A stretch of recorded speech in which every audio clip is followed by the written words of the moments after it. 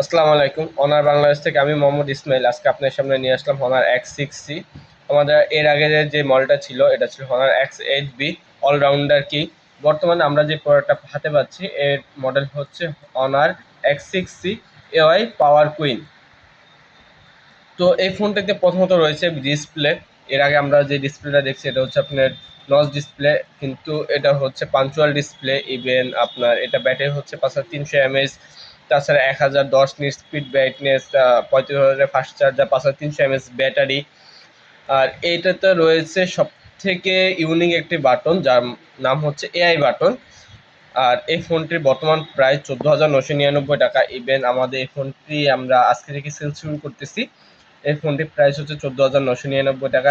সাথে থাকছে এয়ারবাডস, খুবই আকর্ষণীয় একটি এয়ারবাডস থাকছে।